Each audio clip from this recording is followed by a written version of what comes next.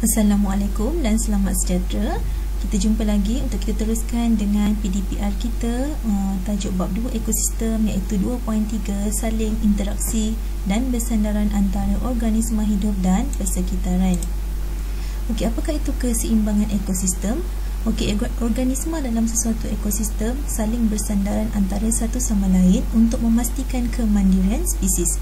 Maksudnya semua organisma ni akan saling bergantung antara satu sama lain, sama ada mendapatkan makanan, pasangan hidup, tempat tinggal dan lain-lain lagi. Namun organisma juga saling bersandaran dengan komponen bukan hidup seperti air, cahaya, udara dan tanah. Okey, jadi dalam satu ekosistem ni dikatakan seimbang jika organisma hidup dan komponen bukan hidup berada dalam keadaan harmoni tanpa gangguan. Apa yang akan terjadi jika pokok-pokok ditebang, okey, ataupun kebakaran hutan berlaku, maka ekosistem itu dikatakan sudah tidak seimbang. Okey, spesies ialah sekumpulan organisma yang mempunyai ciri-ciri dan bentuk yang sama. Okay, maksudnya ada seekor kucing, okey, itu dipanggil sebagai spesies. Okey, populasi pula apa? Okey, populasi adalah apabila sekumpulan organisma yang sama spesies hidup bersama-sama dalam satu kawasan yang sama. Okey, maksudnya dia terdiri lebih daripada satu ekor. Okey, contoh sekumpulan gajah dipanggil sebagai populasi gajah. Sekumpulan kuda belang dipanggil sebagai populasi kuda belang. Okey, ikan, populasi zirafah. Okey, apakah itu komuniti? Komuniti terdiri daripada beberapa populasi haiwan dan tumbuhan yang hidup bersama-sama. Okey, maksudnya komuniti ini adalah lebih daripada satu populasi. Okey, contohnya komuniti di hutan, ada populasi orang hutan, ada burung, ada ular. Okey, so populasi yang berbeza spesies ni duduk dalam satu kawasan dipanggil sebagai komuniti. Okey, habitat merujuk kepada tempat hidup semula jadi bagi sesuatu organisma. Maksudnya habitat ni ada dekat dalam air ataupun di atas darat.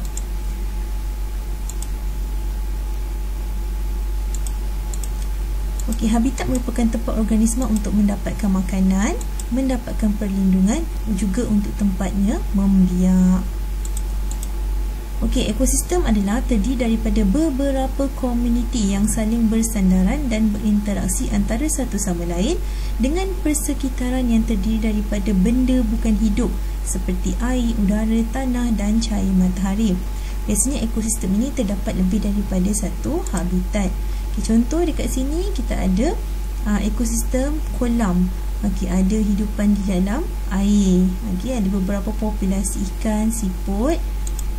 Okey, dan ini adalah ekosistem di kawasan berhampiran dengan darat. Okey, ada juga di dalam air. So ada dua komuniti di sini. Okey, tumbuhan hijau memerlukan cahaya matahari, air dan karbon dioksida. Tujuannya untuk menghasilkan oksigen. Kemudian oksigen yang dikeluarkan oleh tumbuhan hijau ini akan digunakan oleh benda hidup untuk bernafas, untuk manusia, haiwan dan tumbuhan sendirilah untuk bernafas. Dan tumbuhan memerlukan mineral dari tanah untuk pertumbuhan. Jadi air digunakan oleh semua benda hidup untuk minum dan meneruskan kehidupan. Kita tajuk seterusnya adalah interaksi antara organisma. Okey, tiga jenis interaksi dalam komuniti. Yang pertama mangsa-pemangsa, yang kedua persaingan, ada dua iaitu intraspesies dan interspesies, dan yang ketiga simbiosis. Simbiosis terbahagi kepada tiga. Yang pertama commensalisme, yang kedua mutualisme dan yang ketiga parasitisme. Okey, apakah itu mangsa-pemangsa? Kita tengok dulu. Okey, pemangsa merupakan organisma yang memburu dan memakan organisma lain. Okay, contohnya ular memakan katak. Okey, mangsa pula adalah organisma yang dimakan oleh pemangsa. Contohnya rusa dimakan oleh ular. Okey, contoh interaksi mangsa-pemangsa. Okey, belalang dimakan oleh katak. Okey, selain daripada tu tikus dimakan oleh ular, juga dimakan oleh burung hantu. Okey, biasanya sifat-sifat pemangsa mempunyai kuku yang tajam dan penglihatannya adalah stereoskopik. Stereoskopik ni apa? Stereoskopik adalah penglihatan yang matanya terletak di hadapan muka. Contoh macam kita lah manusia. Kita manusia punya penglihatan stereoskopik. Dan mangsa pula mempunyai penglihatan monokular, iaitu matanya berada di kanan dan kiri. Tujuannya adalah supaya dapat menyelamatkan diri apabila musuh datang daripada pelbagai arah. Okey, persaingan ada dua, iaitu haiwan dan tumbuhan. Di mana kalau persaingan di antara haiwan, tujuannya untuk mendapatkan makanan, tempat tinggal dan pasangan untuk membiak. Manakala untuk tumbuhan pula, biasanya ia bersaing untuk mendapatkan ruang, cahaya matahari, air dan mineral. Okey, persaingan ada dua, iaitu intraspesies dan interspesies. Intraspesies adalah persaingan antara organisma yang sama spesies. Manakala interspesies adalah persaingan antara organisma yang berlainan spesies. Okey, cuba tengok raja tu. Okey, gajah yang pertama untuk intraspesies, singa dengan singa berebut untuk mendapatkan makanan, dan harimau tu berebut untuk mendapatkan mungkin pasangan ataupun habitat. Manakala raja untuk interspesies, iaitu ada kubis dan rumput. Okey, dua tumbuhan ini mungkin bersaing untuk mendapatkan ruang ataupun cahaya matahari. Okey, simbiosis di mana ada dua interaksi antara dua organisma yang berbeza. Okey, kita tengok yang pertama, iaitu commensalisme. Hubungan antara dua organisma yang berlainan spesies, di mana satu organisma, iaitu commensal, mendapat kebaikan dan satu lagi organisma, iaitu perumah, tidak mendapat apa-apa ataupun perumah itu tidak rugi. Okey, contohnya ikan jerung, okey, dan ikan remora. Okey, ikan jerung bila dia makan, dia akan meninggalkan sisa-sisa makanan di tepi-tepi mulutnya. Manakala ikan remora akan selalu berada di sisi mulut ikan jerung, dan ikan jerung tidak akan makan ikan remora. Okey, ikan remora akan memakan sisa-sisa makanan yang berada di mulut ikan jerung. Okey, kenapakah dipanggil commensalisme?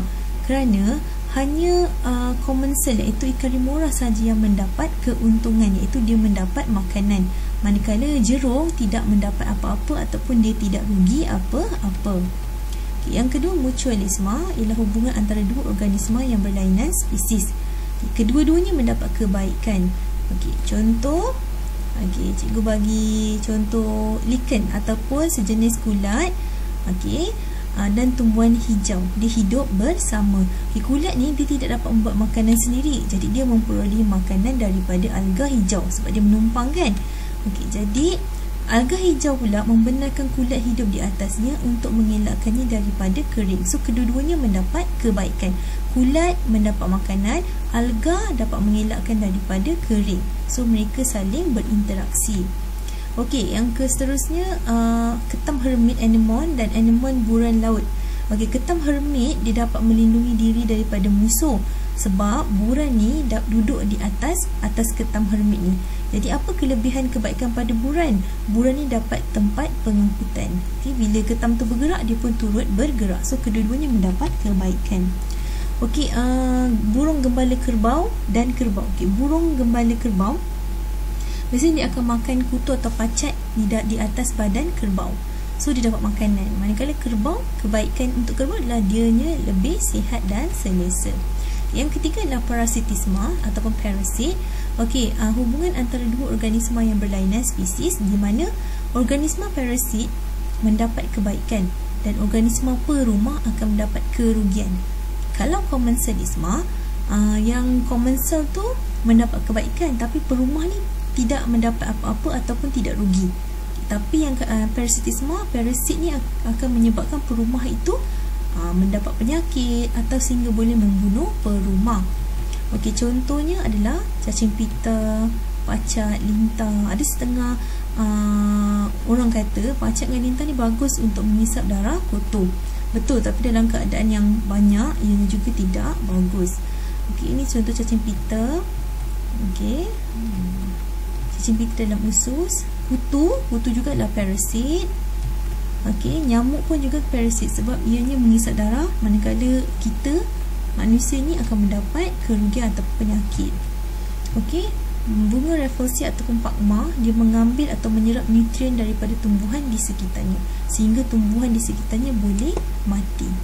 So kebaikan hanya untuk Rafflesia lah, tapi tumbuhan di sekitarnya akan mendapat kerugian.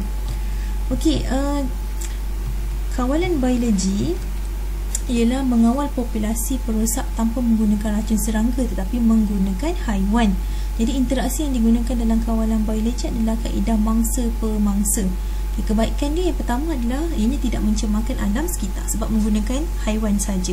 Tidak memberi kesan kepada kesihatan manusia berbanding dengan racun serangga. Kos yang lebih rendah serta tidak membunuh haiwan yang lain. Okey, namun ada juga kelemahan bagi kawalan biologi. Yang pertama, ianya mengambil masa yang lebih lama daripada menggunakan bahan kimia. Pemangsa mungkin akan melarikan diri kerana khawatir rantai makanan terganggu, atau pemangsa juga mungkin akan mencederakan organisma lain.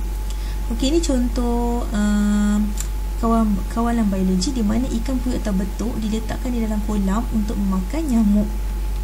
Okey. Yang kedua, menggunakan burung hantu atau ular untuk mengawal atau memakan tikus di ladang kelapa sawit. Okay, tapi kebanyakan pengusaha ladang kelapa sawit jarang letak ular, dia biasanya letak burung hantu. Okay. Faktor-faktor yang mengaruhi saiz populasi dalam ekosistem. Okay, yang pertama, serangan penyakit. Okey, populasi haiwan dan tumbuhan menurun akibat diserang wabak penyakit. Contoh, wabak kuku dan mulut yang menyerang lembu dan kutu daun yang menyerang tanaman terung. Okey, bila ada wabak penyakit macam ni, populasi itu akan mati. Bila mati, maka populasi tersebut akan menurun dengan mendadak.